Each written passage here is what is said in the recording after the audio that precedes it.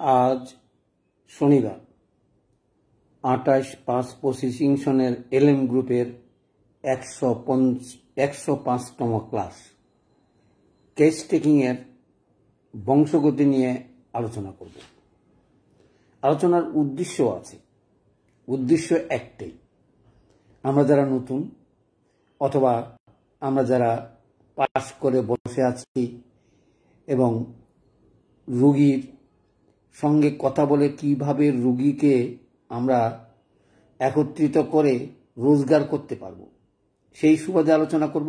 আর একটা আজকের ঘটনা বলবো, ফেসবুকে দেখলাম, সেটা নিয়ে একটু বলবো।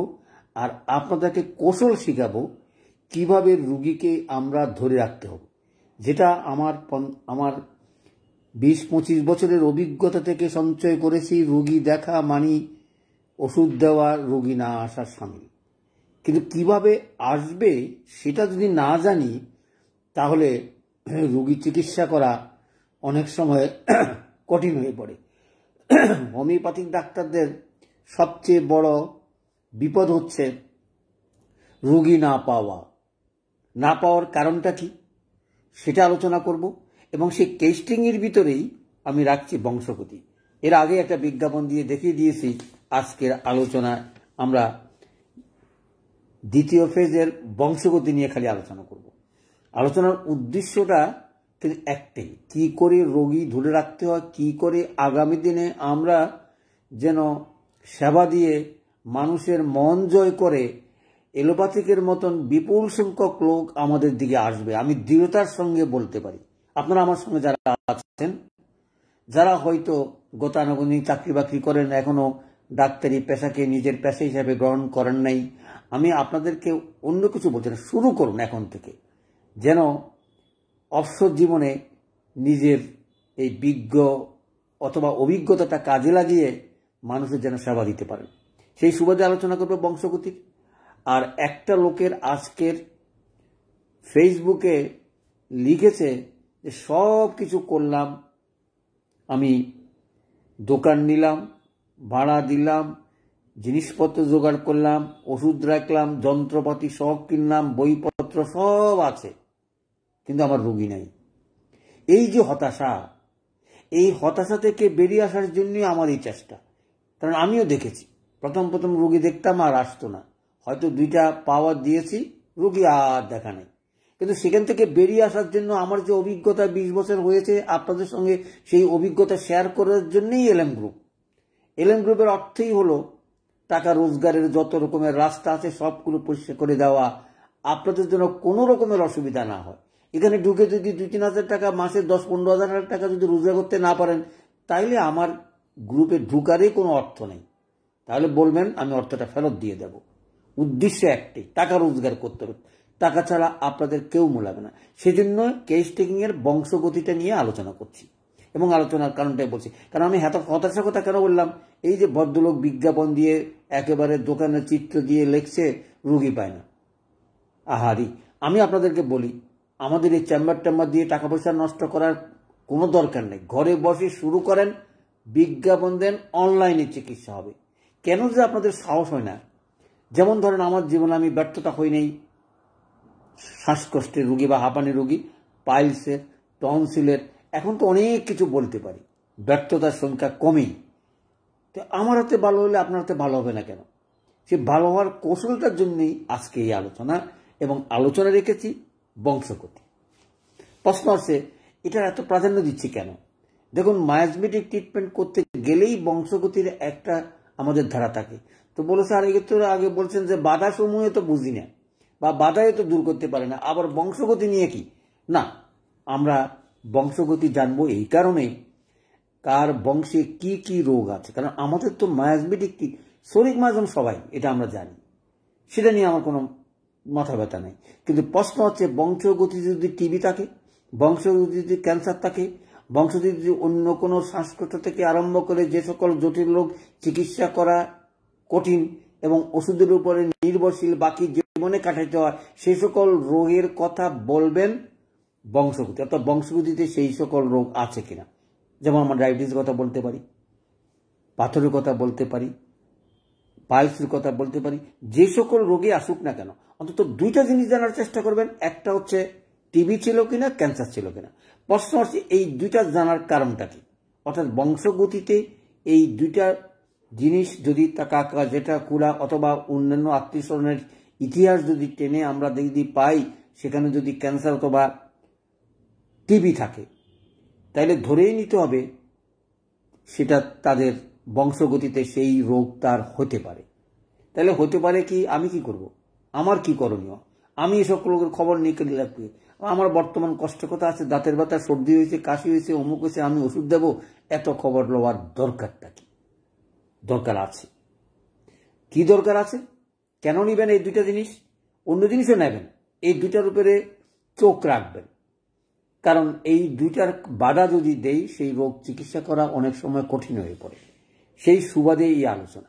অর্থাৎ আমরা বংশগতির রোগী পাইলেই আমরা বুঝে নেব সময় সুযোগ মতন তার যেন ক্যান্সার না হয়, তার যেন টিবি না হয়। দেখুন কত বড় আশ্বাস যে আপনার ক্যান্সার হবে না, আপনার টিবি হবে না, আমি চিকিৎসা করব। কেন রোগীরা থাকবে না? কথা হচ্ছে বিশ্বাসটা আমাদের এখনো হয় নাই। ক্যান্সার যে হয় নাই, টিবি যে হয় নাই, আর কি প্রমাণ আছে আপনার কাছে? প্রমাণ আছে, প্রমাণ আছে। প্রমাণ না থাকলে এত জোর দিয়ে কথাটা বলতে পারতাম না। এই প্রমাণ দেওয়ার জন্যই আপনাদের সঙ্গে একত্রিত হই। তাইলে রোগীকে কি বলবেন? আমার দ্বারা চিকিৎসা করলে বাকি জীবনে আপনার ক্যান্সার হবে না, টিবি হবে না, ডায়াবেটিস হবে না, জটিল কোনো অঙ্গহানি ঘটবে না। কি চ্যালেঞ্জিং এই বংশগতি দৃষ্টি। কারণ বংশগতিতে বুঝতে পারলাম তার এই সকল রোগের প্রবণতা, কারণ শরীর মাজন তো আছে, তার সঙ্গে যদি এসব প্রবণতা যুক্ত হয় তাহলে এই সকল রোগ হইতেই পারে। হইলেই যে আমি ওষুধ দেবো আমি এমন কথা বলছি না। সেটা আমার আলোচনা 18টা বাধার ভিতরে আমি আলোচনা করেছি। সেই বাধাগুলো পড়ে এবং জানা রাখার চেষ্টা করবেন। আমি কথা বলছি না সব কথা মনে থাকবে একেবারে রুগী আমি বলে দিলাম এই ওষুধ দিলে, এরকম না। এগুলো জেনেই আপনার বংশগতির উপরে জোর দিয়ে বলবেন আপনার বাকি জীবনে টিবি, ক্যান্সার এবং কোনো অঙ্গহানি হওয়ার সম্ভাবনা নাই যদি আমি চিকিৎসা করি।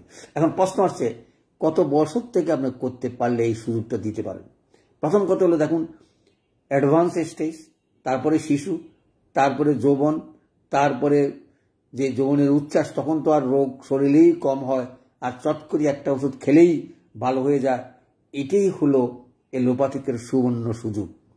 অর্থাৎ এই যে যুবক বয়সের যখন একটা ট্যাবলেট বা অমুক কিছু খাইয়ে চট করে ভালো হয়ে যায়, সেই কারণে তারা সেই দিকেই ঝুঁকে। সেই কারণে খালি বড় বড় রিপোর্ট নিয়ে অমুক নিয়ে তথ্যকথা নিয়ে আপনার কাছে আসি বলবেন আমার রোগ এই। কিন্তু দুর্ভাগ্য কি জানেন, আমরা তো কোনো রোগের চিকিৎসা করি না। কিন্তু তারপরে প্রশ্ন হচ্ছে এই সকল জিনিসের সঙ্গে যদি আমরা সম্পৃক্ত না হয়ে রাখতে পারি অথবা বুঝতে না পারি, তাহলে তারা মনে করবে আমরা কিচ্ছু জানি না। এটা এলোপ্যাথিকের গুণ। তারা এমন ওষুধ দিয়ে তাড়াতাড়ি চিকিৎসা করার যে প্রবণতা, সেটা কি পরিমাণ যে খারাপ করেছে দু একটা উদাহরণ দিলে আপনারা অবাক হবেন। আমি উদাহরণ দিতে চাই না, কারণ এরকম অভিজ্ঞতা, সেটাও একটু উদাহরণ দিয়েই বলি। প্রথম প্রশ্ন হচ্ছে জ্বর হয়েছে, এখন সিস্টেমেটিক্যালি জ্বরের ট্রিটমেন্ট আপনি করবেন, টেস্ট করবেন, অমুক করবেন, কী রোগ হয়েছে, প্যারাসিটামল খাবেন, অমুক খাইবেন, তারপরে না গেলে প্রফেসর দেখাবেন, না গেলে ডাক্তার দেখাবেন। আমি কোনো গ্রামের ডাক্তারই জিজ্ঞাসা করেছিলাম যে আপনারা জ্বরের ট্রিটমেন্ট কিভাবে করেন? আমাদের কাছে আসলে তো রুগী তো থাকবে না, চলে যাবে, আমরা ধরিয়েই অ্যান্টিবায়োটিক হাই, অর্থাৎ প্রফেসররা যে সকল প্রেসক্রিপশন করে থাকেন, অন্তত যে সকল কেস ফেল করে সেগুলোর ওষুধ আমরাই দিয়ে দিই। তাতে করে কি হয়? তাতে করে তো আর কিচ্ছু না, তার শরীরে যে ক্ষতিটা হয়ে যায় সেটা রিকভারি করার মতন সে গ্রাম্য ডাক্তারের অথবা ভিলেজ কোয়াক তার কোনো অভিজ্ঞতা নাই। কিন্তু যে প্রফেসর যে থিঙ্কিং করে, চিন্তা করে ওষুধ লেখে এবং ওষুধের গুণাগুণ এবং অগুণ, ক্ষতির দিকটাও তার জানা থাকে, কারণ দক্ষতার সঙ্গে তাদেরকে পড়ালেখা করানো হয়। কিন্তু আমি গ্রামে বসে জ্বরের ওষুধ যত কড়া আছে দিয়ে জ্বরটা কমিয়ে দিয়ে আমি আশ্চর্য চিকিৎসা করলাম। তাতে করে কি হলো? তাতে করে স্বাস্থ্য নষ্ট হলো, অন্য অঙ্গের হানি হবে, ওই যে বললাম মায়াজম যদি তার থাকে, সেই মায়াজমের উপরে দুর্বলতা পেলেই মায়াজমও সেই রোগীর অবস্থা খারাপ করে ফেলে। সে অঙ্গ বলেন আর কঠিন বলেন, সে রোগগুলো দেখা যায় কখন? দেখবেন 40-এর পরেই সমস্ত রোগের বৃদ্ধি ঘটে। কারণ যৌবন বয়সে রোগ সচরাচর শরীরে থাকতে দেয় না, শরীর তাকে সেপে রাখার চেষ্টা করে। সেই সুবাদে রোগ শোক হলেই আমরা এলোপ্যাথিকের সাহায্য নিই এবং সেই কারণেই আমাদের অঙ্গগুলো হানি হয়। কিন্তু আমরা যারা হোমিওপ্যাথিক ডাক্তারি করি, আমাদেরকে লক্ষ্য রাখতে হবে, আমাদের উদ্দেশ্য মহৎ যেন হয়। আমি তার সেবা দেব, তার কোনো রকমের ক্ষতি যেন আমি না করি। প্রথমে এইটা প্রতিজ্ঞা করে আপনাকে নিতে হবে, আমার দ্বারা যেন তার কোনো শরীরের ক্ষতি না হয়। এলোপ্যাথিক করুক, আমার আপত্তি নেই, আমি যেন কোনো রোগীর কোনো রকমের আমার দ্বারা যেন অপকর্ম না হয়, সেই শিক্ষাই আমাদেরকে দেয়, সেই শিক্ষাই হোমিওপ্যাথিকের দর্শন, সেই শিক্ষাই অর্গাননের ভাষা। খালি রোগী চিকিৎসা করলেই আপনি খুব মহৎ ডাক্তার হয়ে গেলেন তা নয়। আমাদের দায়িত্ব, আমাদের কর্তব্য, আমাদের জেনারেশন, আমাদের সমাজ, সব কিছু আপনাকে দেখতে হবে। এই দেখার জন্যেই এই কেস টেকিং, দেখার জন্যেই এত কিছু বলা। বলে তাহলে তো স্যার আমরা রোগী পাবো না, রোগী পাবে, রোগ মানুষের থাকবে। অনিয়ম করা মানুষের একটা নেশা, অনিয়মের ওষুধ আপনাদের জানা আছে। তাহলে বংশগতিটা কেন নিলাম? আমি তাকে চ্যালেঞ্জ দেব, আমার কাছে চিকিৎসা করলে এটা হবে। এটা কখন বলবেন? অযথা আপনি বললে আপনার কোনো ইহা থাকবে না। এটা সিস্টেমেটিক্যালি এটা রেকর্ড রাখলেন যে সে টিউবারকুলোসিস রোগী, না ক্যান্সারের রোগী, না সাইকোটিক, না সিভিলিটিক, তার ভাগটা পার্সেন্টেজটা রেখেই আপনি রেখে দিলেন। চিকিৎসা করতে পারেন বা সে নিতে পারে, নাও নিতে পারেন, আপনার তাতে কিচ্ছু যায় আসে না। আপনার লক্ষ্য হচ্ছে একটাই, রোগীকে সেবা দেওয়া, মানব জীবন যেন তার সার্থক করে তুলতে পারা, অর্থাৎ যে কোনো রোগী আক্রমণ করার আগে যেন প্রতিহত করার মতন ক্ষমতা তার দেহে থাকে। তাইলেই চিকিৎসা। আপনার জীর্ণ দেহে যে কোনো রোগী প্রবেশ করতে পারে। যেরকম করে করোনার যুগে কত অসহায় মানুষ মারা গেল, কিন্তু হোমিওপ্যাথিক সেই দর্শন যদি সেই সময় না করতে পারতাম তাহলে বুঝতেই পারতাম না যে এলোপ্যাথিক যে কত অসার। আমি অসার বলছি কি কারণে? তারা সেই মুহূর্তে আবিষ্কার করে কত কিছু করে প্রতিহত করছে, কিন্তু আমরা তাদের সঙ্গে তো দূরের কথা, আমাদেরকে কেউ বিশ্বাসে করে। বাংলাদেশের মতন লোকের জায়গায়ও আমি সেই মুহূর্তে কোনো রকমের স্থান পাইনি। হোমিওপ্যাথিকের দর্শন নিয়ে আমরা এগিয়ে গেলে তাদের প্যারালাল থেকে, তাদের থেকে আরো বেশি কাজ করে দেখাতে পারতাম। যাই হোক, আমি এগুলো কারোর উপরে দোষারোপ করি না, নিজেই তো পারি না, নিজেরও তো শরীর নেই, নিজেরও তো নেমে সেবা দেব, সেই পরিবারের বাধা, সামাজিক বাধা, নিজের দেহের বাধা, সব কিছু তো অচল হয়ে আছে। তার আগেই তো হার্ট ফেল করে বসে আছে। চলে আসি, এত সুযোগ থাকা সত্ত্বেও আপনারা রোগী পান না। সেই দুঃখটা দেখে আমার কষ্ট লাগলো যে কি সুন্দর বিজ্ঞাপন দিয়ে বলছে সবই তো দিলাম, রোগী তো আসে না। সেই কারণ আমাদের একার নয়, আমাদের সবাই সমান দোষে দোষী। আমি যেরকম দোষী, আপনারাও দোষী। কিরকম? কারণ আমরা সেবা দেওয়ার নামে আমরা কি করছি নিজেরাই জানেন, এখনো কি করে নিজেরাই জানেন। তো সেবা দেওয়ার মতো সবচেয়ে দুর্ভাগ্য হচ্ছে আমাদের কোনো প্রতিষ্ঠান নেই। আমি কোনো ডাক্তারকে 10,000 টাকা মাইনা দেওয়া কষ্ট। অপেক্ষা করেন, আপনারা যারা এলএম সিস্টেমের অভিজ্ঞতা নিয়ে অন্তত 100 রোগীর ইতিহাস জেনে, যদি আমি চেষ্টা করব একটা সার্টিফিকেট দিতে, আপনি এলএম সিস্টেম জানেন, সকল রোগীর চিকিৎসা করেন। আপনারা কেস টেকিং নেওয়ার সময় সুন্দরভাবে কথা বলে বংশগতিটা জেনেই দুইটা জিনিস করতে পারেন। আপনার যদি তার বয়স অনুসারে অপাত্রে কথা এমন শিশু আসছে, তাকে যদি বলেন যে হ্যাঁ তোমার সব ভালো হয়ে যাবে, কোন দরকার নেই। যারা বুঝে তাদেরকে বলবেন আমাদের চিকিৎসা একটু জটিল, কেস টেকিং ছাড়া আমরা নিই না, কেস টেকিং করবেন। জানি সে করবে না, দিবে না, টাকা দেবে না, পয়সা দিবে না, এগুলো আমি মানি। জ্বরের জন্য আসছে, অমুকের জন্য আছে। আপনারা তো বলতে পারবেন না যে চ্যালেঞ্জ দিলাম আপনার ডায়াবেটিস ভালো হবে, চ্যালেঞ্জ দিলাম আপনার টনসিল ভালো হবে।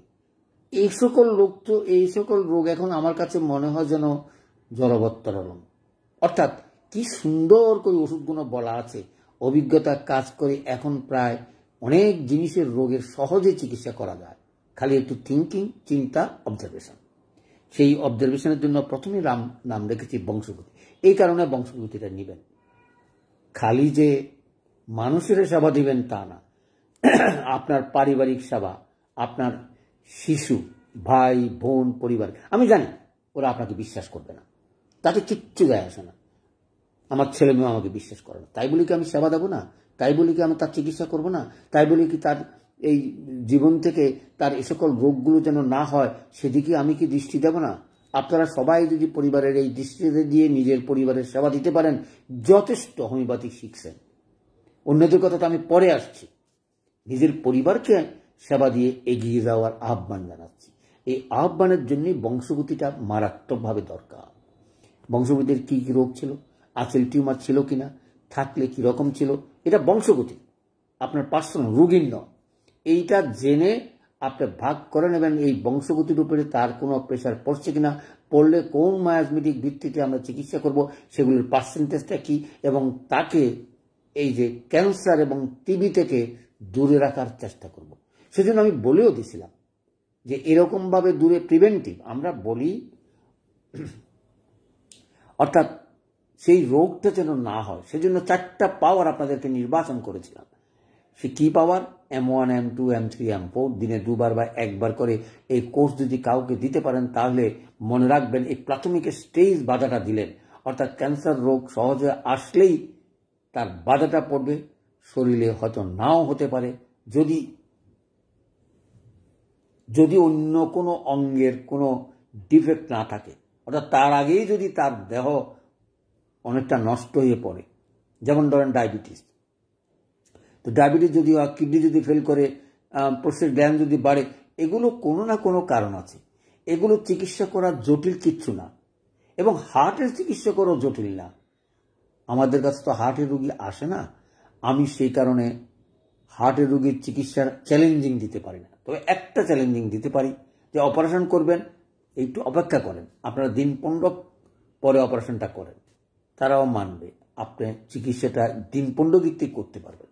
যদি মনে করেন যে না আমি হার্ট ডিজিজের রোগী, আমার এখানে আপনাদের সদস্যই আছে, তার বাবা এখনো ভালো আছে, ওটা অপারেশন করতেই হবে, পিএসমেকার বসাইতেই হবে, উপায় নেই, সে রোগী এখনো ভালো। আমি কথা বলছি না যে লাগবে না বা অমুক করবে না, আমি সে কথা বলছি না। যতদিন আমরা ভালো রাখতে পারি, যতদিন আমরা চিকিৎসা দিয়ে তার যেন সেই এ সকল রোগ থেকে মুক্ত করতে পারি। জটিল রোগ কোনগুলো দেখবেন, জটিল রোগেরও চিকিৎসা কত সহজ হোমিওপ্যাথিতে হয় সেটা দেখলেই অবাক হইতে চলে আসে। তাইলে আমরা কি বুঝলাম? আমরা আশ্বাস করব আপনার কোনো রকমের টিবি, ক্যান্সার অথবা জটিল কোনো রোগ হবে না। বয়স দৃষ্টি কথাগুলো বলার চেষ্টা করবেন এবং সেবা দেবেন। এই সেবা দেওয়ার জন্য রোগীলিপি এবং রোগীলিপির ভিতরে এই বংশগতিটা মারাত্মকভাবে লিপিবদ্ধ করবেন সেবা দেওয়ার জন্য। আগামী প্রজন্মবাদ তার জীবনে যেন তার অঙ্গহানি অথবা জটিল কোনো রোগ না হয়। যেমন ডায়াবেটিস, অনেকেরই দেখবেন 30-40 বছরের ডায়াবেটিস। আপনার কেন চ্যালেঞ্জিংয়ে যান না? ডায়াবেটিস রোগ আপনি বলবেন আপনাকে 6 মাসে ভালো হবে, কারণ তার এখন বয়স আছে, ডায়াবেটিস হওয়ার বয়স হয় নাই। ডায়াবেটিস হচ্ছে কোনো না কোনো অঙ্গের যখন ফাংশনাল ডিসঅর্ডার হয়ে যায় 3-4টা অঙ্গের, তখনই তার ডায়াবেটিসটা হয়। যেমন গ্যাস্ট্রিকের ট্রাবলস, হজম হলো না, লিভারের ট্রাবলস, হজম হলো না, এবং ফুসফুসের ট্রাবলস, অক্সিজেন ঠিক মতন পাইল না, ডায়াবেটিস তার অনিবার্য। আর তার সঙ্গে যুক্ত হয় ক্ষয়রোগ, অর্থাৎ টিউবারকুলোসিস যদি বলি হয়ে থাকে। এগুলো দর্শন, এগুলো বুঝতেই পারবেন যে এই সকল কারণেই, যেমন বংশগতি যদি এই সকল কারণ থাকে, তার এই রোগ যে কোনো মুহূর্তে যে কোনো সময় হইতে পারে। এবং সে যদি অনিয়ম করে, যদি নিয়ম মাফিক চলে, এবং সেই সময় তো আর নিয়ম মাফিক চলার কোনো কথা না, কারণ যৌবন, সময়ের দাম সবচেয়ে বেশি, তার সব কিছু চাই, তাড়াহুড়া করে খাওয়ার টাইম নেই, পরিশ্রমের কোনো বিছনা নেই, রেস্টের কোনো ইয়ে নেই। এই যে এগুলো থেকে আমাদেরকে বেরিয়ে এসে চিকিৎসাটা করতে হবে। এই জন্যই হোমিওপ্যাথিক জটিল হলেও চিকিৎসা করি, আনন্দ আছে। আজকেও 2-3টা রুগী দেখছিলাম, খুব আনন্দ ভরে যায় যখনই বাচ্চারা এসে বলে সেই সুপারি সমান টনসিলগুলো ছোট্ট হয়ে কি সুন্দর মার্বেল থেকে ছোট হয়ে যায়, তখন দেখি আনন্দ ভর ধরে না। কত ওষুধ কত সুন্দরভাবে বলা আছে, এবং আরো কি সুবিধা, 3-4টা পাওয়ার প্রয়োগ করে আপনি বুঝতে পারবেন আপনার ওষুধটা সিলেকশন হলো কি হলো না, সেটা রোগীই ঠিক করে দেবে, আপনাকে ঠিক করতে হবে না। আপনার খালি দায়িত্ব হচ্ছে একটু লক্ষণগুলো জেনেই প্রয়োগটা করা। কারো বাম দিকে ফুলা, কারো ডাইন দিকে ফুলা, কারো ক্যালকেরিয়া কার্ভের রোগী, কারো ভ্যারাইটি কার্ভের রোগী, কারো বেলেডোনার রোগী, কারো টিউবারকুলোসিস রোগী। এত কিছু জানার পরে বুঝি এই টনসিলের চিকিৎসা করতে পারবেন না? দেখুন তো, আমি যে কথাগুলো বললাম, বাম দিকের একটা, ডাইন দিকের একটা, টনসিল একটা, তারপরে আর কি জানা আছে আপনাদের? ফাইটোলক্ষা জানা আছে, ভ্যারাইটি কার্ভ জানা আছে, টিউবারকুলোসিস বডি জানা আছে, ক্যালকেরিয়া ফস জানা আছে, ক্যালকেরিয়া ফস জানা আছে। এইগুলো ওষুধের ভিতরে আপনি 2-4টা লক্ষণ মিলে একটা ওষুধে কি দিতে পারবেন না? ঠিক আছে, আপনি দিতে পারলেন না, যেন স্যার এগুলো তো আমি দেখি না, পারি না, বুঝি না, এই সকল লক্ষণও পড়ি নাই। আর পড়ার কথা বলবো, ভিডিওগুলো দেখবেন, 2-4টা লক্ষণ মনে রাখতে পারলে আপনি চিকিৎসা করতে পারবেন।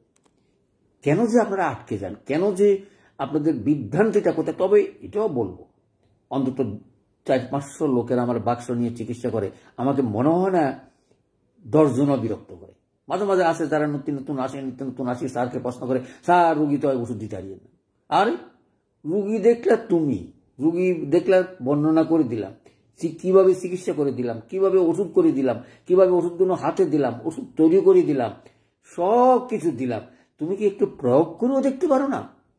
2-3বার প্রয়োগ করার পরে না পারলে না আমার সঙ্গে কথা বলবে। ব্যর্থতা হওয়ার তো কোনো কারণ নাই। আসলে বাচ্চারা দিলেই যে কোনো ওষুধ কাছাকাছি বলো, সেটার কাজ করে ওষুধে বলবে আমি আর ওই কাজ করতে পারছি না। ওষুধটা যদি দেখুন, আমি একটা উদাহরণ দিয়ে বলছি, বেলেডোনা আসছে, যদি বেলেডোনা হয়ে থাকে, এই বেলেডোনা হয়তো 1টা পাওয়ার বা 2টা পাওয়ার বা 3টা পাওয়ারে দিলেন, বেলেডোনা পরিষ্কার করে বলবো যে আমি লাল ডাল দাগটা সারিয়ে দিছি, ফুলাটা কমাই দিছি, আমার দ্বারা বাকি কাজ সম্ভব নয়। কি সুন্দর আপনি বেলেডোনাই করলেন, তারপরে এটা তো একটু কমছে, কিন্তু লাল কমছে, এখন তো যায় না। তাহলে আপনার দেখেন সুপারির মতন হলে আপনার ফাইটোলক্ষা আসতে পারে, ক্যালকেরিয়া কার্ভ আসতে পারে, ক্যালকেরিয়া ফস আসতে পারে। ওই যে বললাম, কেস টেকিংগুলো লক্ষ্য করে বংশগতির ইতিহাস জেনে আপনি এবং তার দৈহিক অবস্থা জেনে আপনি 2টা ওষুধের ভিতরে একটা ওষুধ সিলেকশন করতে পারবেন না? ক্যালকেরিয়া ফস, ক্যালকেরিয়া কার্ভ, কি সুন্দর তথ্যকতা দিয়ে এই 2টা ওষুধের পার্থক্য নির্বাচন করে দিয়েছে। হোমিওপ্যাথিক এত কঠিনও নয়, আবার এত সহজও নয়, সেজন্যই এই দোদুল্যমান। তার মানে একটু চিন্তা, একটু পড়ালেখা। আপনি এই ক্যালকেরিয়া ফস, আমি কেন বলতেছি, এই বংশগতির ইতিহাসে আপনি দেখবেন ক্যালকেরিয়া ফসের রোগী না ক্যালকেরিয়া কার্ভের রোগী, টনসিল হলে সে 2টা রোগী আসতে পারে। তার অর্থ আসবে আমি এমন কথা বলছি না, কারণ আমাদের তো ওষুধের স্টাইল। কিন্তু আপনি যদি কাছাকাছিও প্রয়োগ করেন, সেই ওষুধে 1, 2 বা 3 মাত্রা বা 4 মাত্রা দিলেই সেই ওষুধ বলে দেবে আমার দ্বারা সম্ভব হচ্ছে না, আপনি অন্য ওষুধের চেষ্টা করেন। রুগী ওষুধেই বলবে, রুগীও বলবে, ওষুধও বলবে। বলে কিভাবে বুঝবো ওষুধের কাজ করে নেই? যদি আপনি যেই পরিমাণ আশা করছেন কাজ করবেন না, আপনার লক্ষণটা সিলেকশন হয়েছে, সে পরিমাণ কাজ করার পরে সে আর করবে না। এই কারণে তার দেহে অন্য রোগের ট্রাভেলস আছে। ওই যে বললাম, টিউবারকুলোসিস যদি বডি হয়ে থাকে, তাহলে আপনি ভ্যারাইটি কার্ভ দিতে পারেন, ফাইটোলক্ষা দিতে পারেন, যে ওষুধটা আসে। সুপারির মতন হলেও অনেক সময় বলা থাকে আমরা ফাইটোলক্ষা দিতে পারি। ফাইটোলক্ষা কাজ করে না, তাহলে ক্যালকেরিয়া কার্ভ হবে। ক্যালকেরিয়া কার্ভে কাজ না করলে ক্যালকেরিয়া ফস হবে। যদি কোনো কাজ না করে আবার সালফার দেন, সালফারও কাজ করলে না, যদি বুঝেন যে সেটি টিউবারকুলোসিস বডি, তাহলে আপনি সেখানে যেতে পারেন। এই জন্যই বলি, স্টেপ বাই স্টেপ যাওয়ার নামে হচ্ছে হোমিওপ্যাথিক চিকিৎসা। কিন্তু আমরা যদি তাড়াহুড়া করেন, ভুলক্রমে যদি আগেরটা পরে দেন, পরেরটা আগের দেন, এই জটিলতা যদি করেন, তাহলে হোমিওপ্যাথিক চিকিৎসা হবে না, নিশ্চিত থাকেন। এই হলো ভুল তথ্য। বলে কিরকম? স্যার বংশগতিতে টিউবারকুলোসিস আছে, টনসিলের ব্যথা আসছে, ব্যথা কর, ঢোক গিলতে কষ্ট হয়, লাল, আপনি কি করলেন? টিউবারকুলোসিস তো একদম ভালো হয়ে যাবে, কারণ সবাই ব্যবহার করে। টিউবারকুলোসিসের সকল লক্ষণের শেষ নাই, টিউবারকুলোসিসের বডি, টিউবারকুলোসিসের সব তো পাইলাম। ওষুধ দিলেন, কি দেখেন দুর্ভাগ্য, ওষুধ দিলেন, একটু কাজ করে আর করে না। কেন করে না? ওই যা আপনি স্টেপটা ভুল করেছেন। কারণ আপনার লক্ষণ দিচ্ছে, দেখছেন সেখানে বেলেডোনার কেস, কারণ টিউবারকুলোসিসের কেস তো নয়, হয়তো বংশগতিতে আছে। কারণ টিউবারকুলোসিস নামের কেস যদি পেতে হয় অনেকদিন সময় লাগবে। আমি দিবেন না এমন কথা বলছি না, দিবেন, সময় লাগবে। এই হচ্ছে হোমিওপ্যাথি। আর এই তথ্যকতা জানার জন্যই, এই বংশগতির ইতিহাসটা জেনেই আপনার মাথায় রাখবেন এই রোগীর চিকিৎসা আমি করতে পারবো কি পারবো না। প্রথম দিনে যদি এই সুন্দর কেস টেকিংগুলো যদি নিয়ে আপনি বুঝতে পারেন আমি কোন দিকে যাব, কোন বাধা পাইলে কি করবেন, কোন বাধা পাইলে আমি কার বাদ দিয়ে কাকে দিকে যাব, তাইলে দেখবেন সকল রোগের সমস্যা আপনার হাতে। কারণ আপনি যদি সুন্দর করে কেস টেকিং নিতে পারেন, এই জন্যই কেস টেকিং নিয়ে কয়েকদিন আলোচনা করার চেষ্টা করব, আপনার যেন রোগী ছাড়তে না হয়। প্রশ্ন আসছে, স্যার 2 ডোজ দিলে তো বেলুন না দিলে তো আর তো আসবে না। একদম ঠিক, আপনার 2 মাত্রা দিবেন, আসবে না রোগী। কেন আসবে না? আসবে না, তার টনসিল কমে গেছে, ব্যথা কমে গেছে, ফুলা একটু আছে, কি ভালো হয়ে যাবে, পরে খাবে। কিন্তু আপনি করবেন কি? আপনি তো মূল চিকিৎসা তার জায়গা যাবে। কারণ শরিক মায়াজম ছাড়া আবার কোনো রোগও হয় না। ফাংশনাল ডিসঅর্ডার, তারপরে ফুলা, আপনার দেখুন। তাইলে তার ফাংশনাল ডিসঅর্ডারটা হয়েছে গতি গিয়ে তো তার এই কাজ।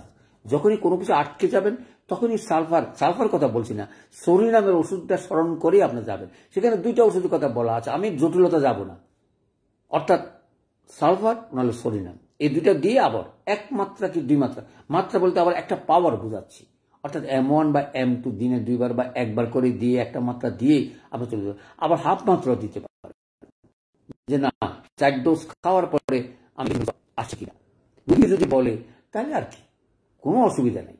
কারণ আমাদের স্টেপ বাই স্টেপ যদি না যান, একটা স্টেপ বাদ দিয়ে আপনি যদি মনে করেন ওই রকম বইতে পাওয়ার লেগছে, ক্যান্টে হাই পাওয়ার দিবার কথা কইছে, ওতে তো চিকিৎসা করি ওটা করে ফেলেছে, না, ওসব দিকে চিন্তা করবেন না। ক্যান্টের মতন দেখছে, ক্যান্টের মতন করে গিয়ে বলছে তার অভিজ্ঞতা থেকে, তার দক্ষতা থেকে। কিন্তু রুগী আপনি দেখছেন, রুগী আপনার অবস্থা জানেন, রুগীর কেস টেকিং নিয়েছেন, কেন ক্যান্টে বলছে আমি যাব, আমি আমার মতন করে চিকিৎসা করব। কারণ বর্তমানের রুগী আর ক্যান্টের রুগী এক নয়। বর্তমানের রুগী বর্তমান দৃষ্টি আপনাকে চিন্তা করতে হবে। এই জন্য আমি বলছি না তাদের দক্ষতা, তাদের যেই আমলে তারা করেছে সেই আমলে এর কত ট্রাবল ছিল না। এখন হচ্ছে আমাদের সহজ ভাষা বলতে অ্যালোপ্যাথিকের যুগ।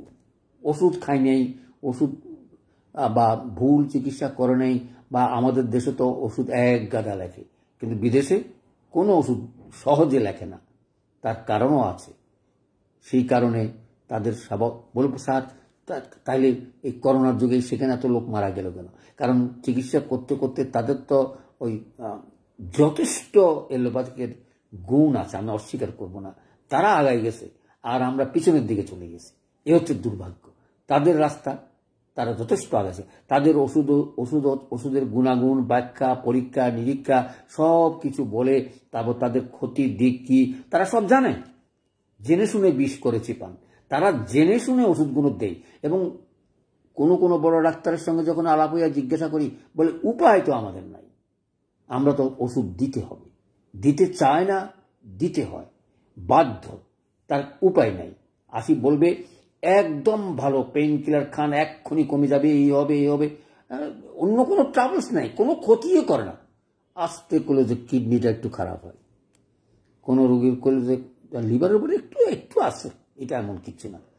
দেখা গেল আপনি হয়তো 1 মাস 2 মাস খাওয়ালেন, দেখা গেল কিডনিটাই ফেল করে বসলো, অথবা লিভারটাই তার কাজ করে না। এই যে এটা থেকে বেরিয়ে আসে, আমি কথা বলছি না, তারা জানে, জেনে শুনে তারা ওষুধ দেয়। আর যারা প্রফেসর তারা তো সবচেয়ে কম ওষুধ লেখে। আর আমরা যারা MBBS ডাক্তার, আমি নিন্দা করছি না, পৃষ্ঠা একেবারে 1 থেকে 10টা ওষুধ দিবে, তারপরে বলবে আরও কিছু লাগতে পারে। আর আপনাদের কাছে আসলে 3-4টা ধরেন একটা রোগী এলোপ্যাথিক দেখাই আসছে, প্রেসক্রিপশন দিয়েছেন, প্রেসক্রিপশন আপনার সামনে দিল, রোগীর যে কোনো একটা ট্রাবল, সে অ্যান্টিবায়োটিক খেয়েছে, তার সঙ্গে গ্যাস্ট্রিক, তার সঙ্গে ঘুমের ওষুধ, তার সঙ্গে নার্ভাসনেস, তার সঙ্গে আরও অনেক কিছু আছে। আপনি খালি দেখবেন তার টার্গেটটা কি। আপনি গ্যাস্ট্রিকের দায়িত্ব নিতে পারেন, আপনি ঘুমের দায়িত্ব নিতে পারেন, ব্যথা কমার দায়িত্ব নিতে পারেন, ভিটামিনের দায়িত্ব নিতে পারেন, তাহলে তো তার আর ওষুধ নাই। কি ওষুধ আছে? হ্যাঁ, অথবা অ্যান্টিবায়োটিকটা দিয়েছে, আপনি সেটা বন্ধ করে না করলেন, আর্গুনে তো কোনো কাজ নেই। আর্গুনে হচ্ছে তাকে সাপোর্ট দেওয়ার জন্য। আপনি না পারলেন, সাপোর্টটা দেন, তাতে করে উইথড্র করেন, এগুলো আর খাবেন না, তাইলে দেখবেন রোগী তাড়াতাড়ি ভালো হবে। কি সুন্দর সিস্টেম আমাদের। তাহলে এখন প্রশ্ন আসছে যে স্যার ওই যে আজকের কথাই টেনে আনি, যে রোগী তো পাই না, তো তো রোগী আমি কিভাবে এনে দেব? আপনি কোনো চ্যালেঞ্জিংয়ে যাবেন না, রোগীরে বলবেন না, বিজ্ঞাপন দিবেন না। বিজ্ঞাপন দিয়ে চিকিৎসা শুরু করুন, যেখানে বিনা অপারেশনে পাইল চিকিৎসা করা হয়, শ্বাসকষ্টের রোগী 2 মাসে ভালো করা হয়। লেখেন না, দেখেন না, নিজেকে একটু প্রয়োগ করে আমার ভিডিওগুলো দেখে প্রয়োগটা করেন না। ফলাফল যদি না পান আপনি আমাকে জানাইন, আমি দেখাই দেব কোথায় কি ভুল করেছেন। কারণ অনেক কথা, যেমন ধরেন ওই যে কথাটা বলিও বলা হলো না, যে 2 বোতল দেওয়ার পরে কি করবেন, ওই যে মায়াজমেটিক তথ্য কথাটা জানছেন, ওই যে কলাম সালফার অথবা সোডিয়াম অথবা মায়াজমেটিকের দিকে শরিক মায়াজমের দিকে আঘাত দিবেন। কারণ শরিক মায়াজমের ভিত্তি করেই সকল রোগের সৃষ্টি।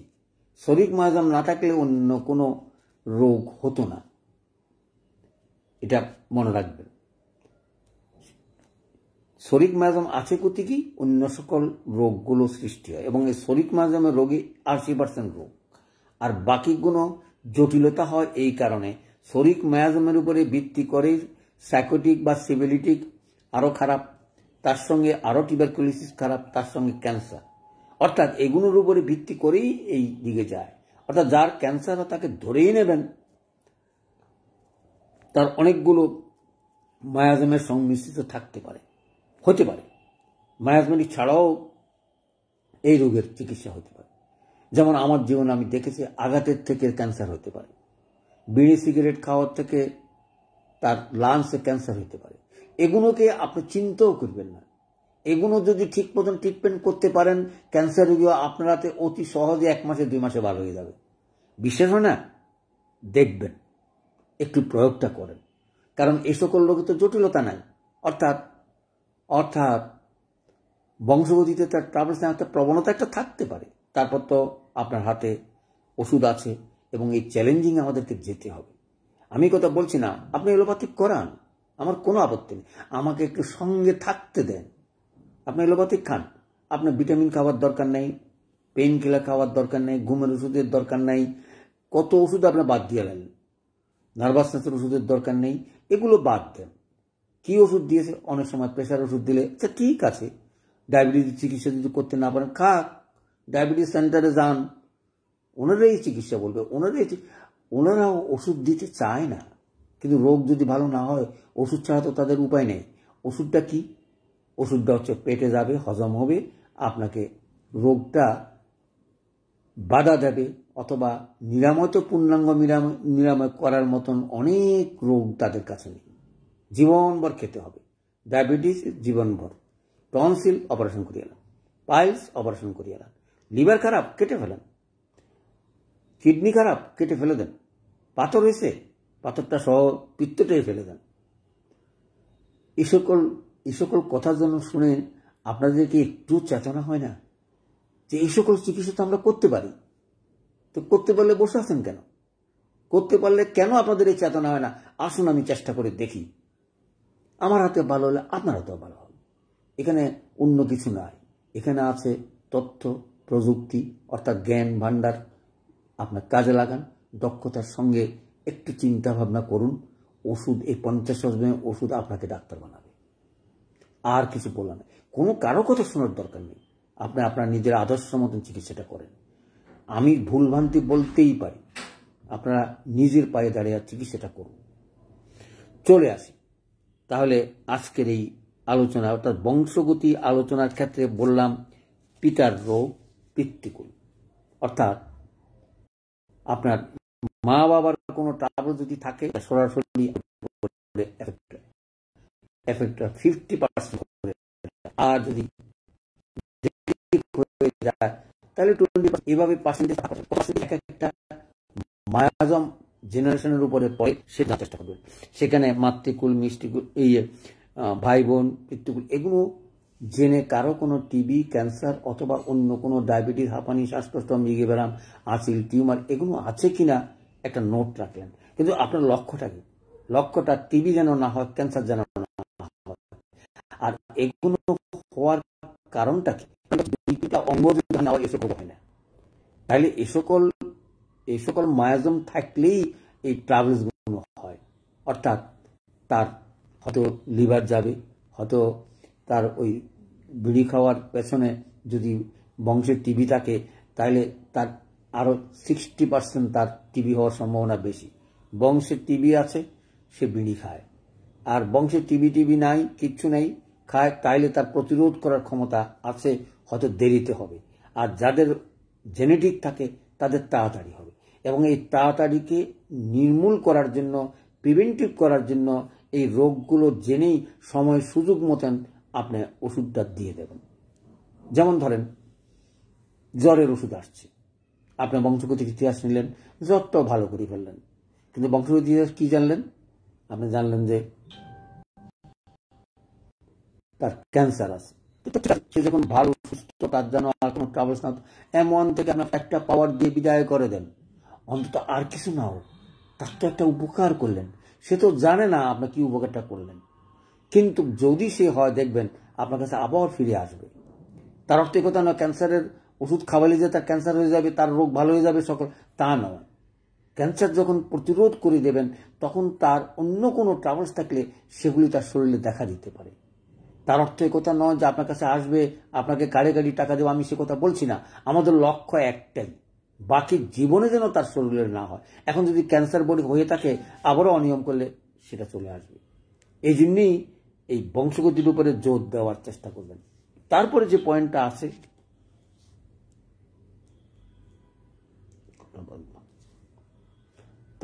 পয়েন্টটা আছে, সেগুলো এই বংশগতির পরে অতীত রোগের ইতিহাস, অর্থাৎ ছোটবেলা থেকে কি কি রোগ, কি সুন্দর কথা।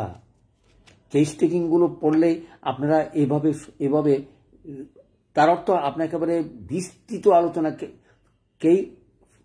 কেস টেকিং এর শেষ নাই, লক্ষণেরও শেষ নাই। আপনাকে হাজার হাজার লক্ষণ দিয়ে কতক্ষণে চিকিৎসা করবেন, কতক্ষণে আপনি জানবেন। এই শর্ট নোট, যেদিকে যাবে সেদিকে। কারণ আপনি বর্তমান কষ্টের উপরে ভিত্তি করে আপনি তার কাছে 15 মিনিট কথা শুনেছেন, শুনি বুঝতে পারলেন সে কি ধরনের রোগী, সেগুলো নোট রাখলেন।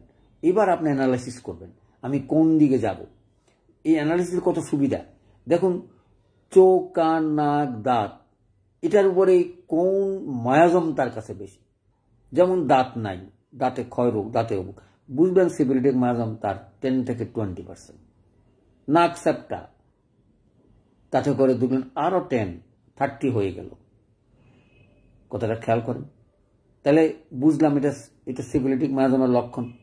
আর যদি অঙ্গ কোনোটা না থাকে তাইলেও সিবিলিটিক মায়াজম। তো বলে স্যার বুঝলাম, স্যাকুটিক কি করে বুঝবো? ওই যে আঁচলের ইতিহাস আছে কিনা, শ্বাসটানের ইতিহাস আছে কিনা, বাতের ইতিহাস আছে কিনা, তাইলে তো আপনি বুঝলেন। বর্ষাকালে যদি বৃদ্ধি পায় এবং এরকম থাকে তাহলে ভাগগুলো করতে সুবিধা হয়ে গেল। এগুলো তো শুনছেন, তারপরে আপনার প্রয়োজন মতন। রুগী বিরক্ত হলে আর বিরক্ত মতন প্রশ্ন করার চেষ্টা করবেন না, কারণ সে আর কেস টেকিং নিয়ে, আমি দেখছি অনেক ডাক্তারই কেস টেকিং নেওয়ার সময় ডাইরেক্ট প্রশ্ন করে, ডাইরেক্ট উত্তর দেওয়ার আপনার ওটা আছে কিনা আমিও তো বলতেছি, কিন্তু সুন্দরভাবে কথাগুলো নেওয়ার চেষ্টা করবেন। অথবা লক্ষ্য করবেন, দেখবেন তার শরীরে কি আছে। সেটাও রুগী না দেখি অনেক সময় হয়তো বলবেন আমি অনলাইনে চিকিৎসা করি। হ্যাঁ, তারপরেও অনলাইনে রুগীটা দেখি, এক নজর দেখলে বোঝা যায় যে সেই কোন টাইপের রুগী, আমি কোন জিনিস আমার চোখে পড়ে নাই অথবা রেকর্ডে আসে না। না দেখলে যদি হালকা পাতলা হয় এক ওষুধ, মোটাসোটা হইলে আরেক ওষুধ। ক্যালকেরিয়ার বডি আপনারা জানেন, ফসফরাসের বডি আপনারা জানেন। এই সকল কি সুন্দর সুন্দর তথ্য কথা দিয়ে আমাদেরকে ওষুধগুলো সাজিয়ে দিয়েছে। তারপরে তো আমাদের ভয় কোনটা, একটার পর একটা যদি সিরিয়ালি না করেন, কারণ ফসফরাস যদি দেন তো রোগ ব্যাগ একসাথে বেরিয়ে যাবে। কারণ অত্যন্ত গভীর ওষুধ এবং খুব চমৎকার ওষুধ। এই জটিল জীবনে এই সকল ওষুধের অত্যন্ত প্রয়োজনীয়। তার অর্থ প্রথম দিনে আপনি করলেন লক্ষণ পেয়ে গেছি, তার প্রেশার বেশি, প্রেশারের উপরে তার যথেষ্ট কাজ করে ফসফরাস, আপনার ধরিয়ে ফসফরাস দিলেন। কি করলেন? সিস্টেমকে ওভারলোড করলেন। এবার কোথায় প্রেশার কমবে আর বাড়ি সিকটিসান হয়ে গেলেন, তখন আর আপনার কাছে থাকবেও না, প্রেশারটা বেড়ে গেল। কারণ আপনি তো এই ওষুধ দিতে পারেন না, সিস্টেমে আসতে হবে। আমাদের প্রেশারের উপরে আমাদের আলাদাভাবে কোনো চিকিৎসা করার কোনো প্রয়োজন নেই। প্রেশার থাকবে, থাকুক, তারাই কমাবে, তারাই ভালো বলবে। আমি কেন ভালো বলতে, আমি অবশ্য বলতেছি যে যারা এলোপ্যাথিক চিকিৎসা করে আসে, কিন্তু যদি না আসে, যেমন পরশু দিনও একটা রোগী পেলাম আপনার ডেঙ্গু। এখন বলুন তো, আমিও চিন্তা করতেছি যে রুগীটা ডেঙ্গু। তো আমি রুগীকে জিজ্ঞেস করতেছি, আপনার কাছে কি মনে হয়? আমার সন্দেহ হয় যে ডেঙ্গু। তো আমি টেস্ট করতাম। আমি বললাম তো টেস্ট করলে ভালো, না করলে টাকা খরচ করার কোনো দরকার নেই। আমিও চিন্তা করতেছি আপনার ডেঙ্গু রোগ। এই যে তথ্য, আমি কথা বলছি না, আমরা হয়তো টেস্ট করি বলতে পারতাম।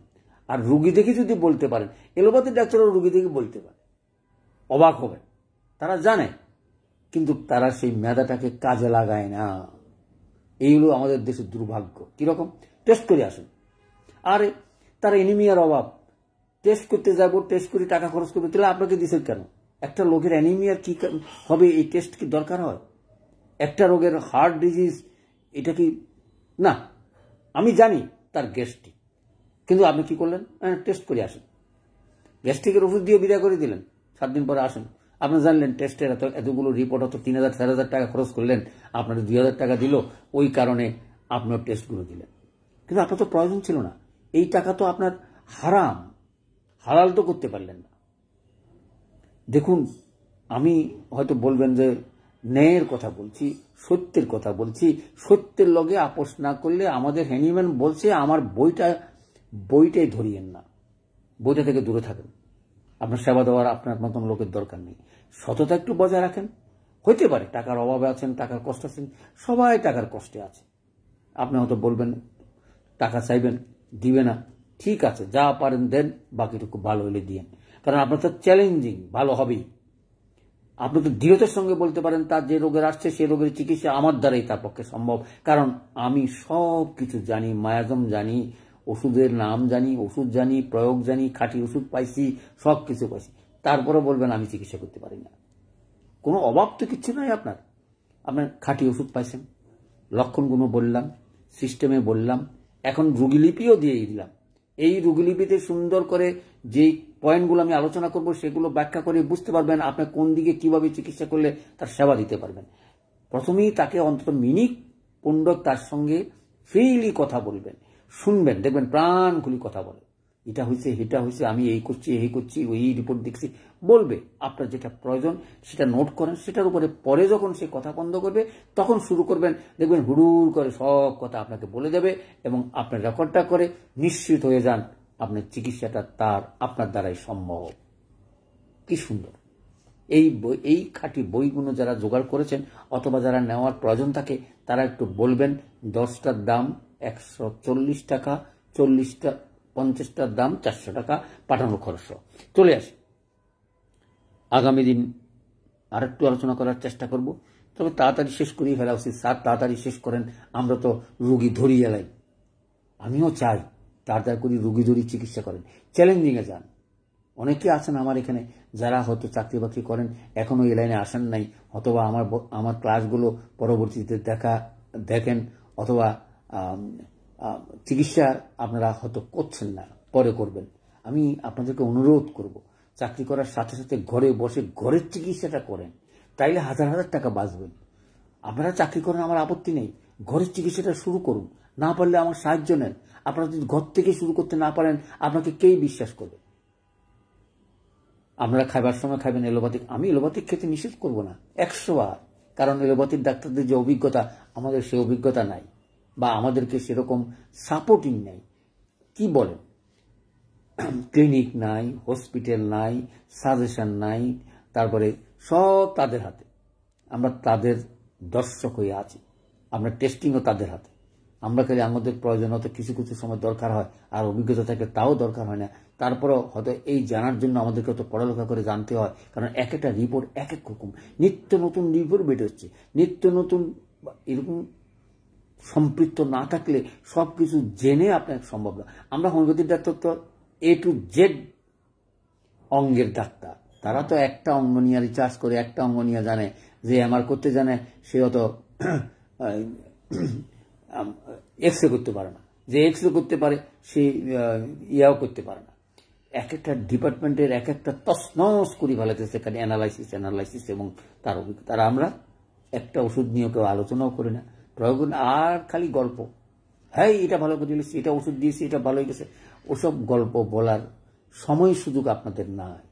আপনাদের দর্শন হচ্ছে বাকি জীবনে যেন একটা রুগীকে আমি শুদ্ধভাবে তার জীবনটা, আমরা যেটা বলি পিসফুল ডেথ, অথবা জীবনী শক্তিটা তার বাড়িয়ে দিয়ে পিসফুল ডেথ করতে পারি, সেই আশা রেখেই আজকের এই আলোচনা শেষ করছি। বংশগতির ইতিহাস সুন্দরভাবে নিয়ে রেকর্ডটা করবেন, যেন সেবাটা দিতে পারেন। সেবা দেওয়াই আমাদের মূল লক্ষ্য। সত্যের লগে আপোষ আর কিচ্ছুর লগে কথা রেখে